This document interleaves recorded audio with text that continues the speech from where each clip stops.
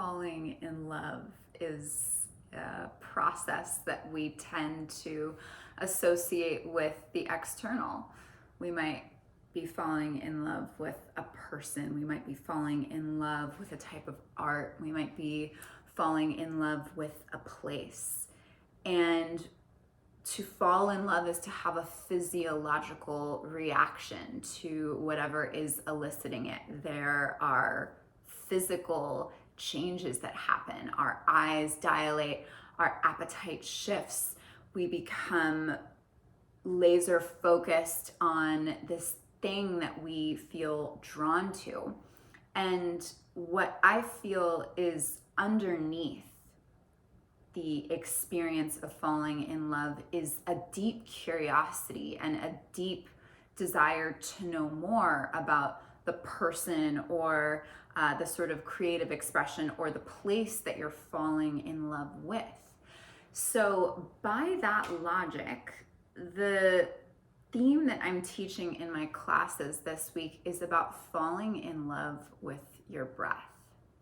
Our breath is an internal process that occurs in the background of our life and is literally our tether to reality. Without our breath, it's lights out.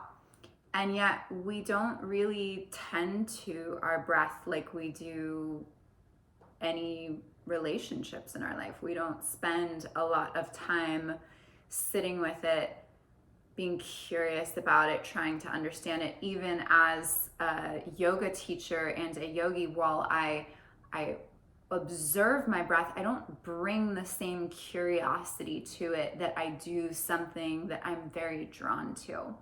And so what sparked the idea for this practice is this notion of seeing the allure and the mystery of our breath with the same intrigue that we have about things externally. To be falling in love with something is to want to get to know it more. So can we turn this desire on ourselves and really sit with the mystery of this force that is compelling us forward, this force that we don't entirely understand, but is the engine from which our whole experience is propelled by. So on our mats this week, we are going to be taking our awareness, which is usually turned outward, turning it inward, and then finding that energy that we might bring to something that we're falling in love with. The obsessive Google searches, maybe about a new musician that you feel like you're falling in love with, or some late night social media scrolling of a person that you're feeling very drawn to. My invitation is to take that level of energy and turn it on yourself. What if we brought all of the obsessive thoughts and our dilated eyes? That's another physiological phenomenon that occurs when we're falling in love. What if we took all of that energy and placed it on our internal process of breathing and brought all of that curiosity and desire to know more on ourselves?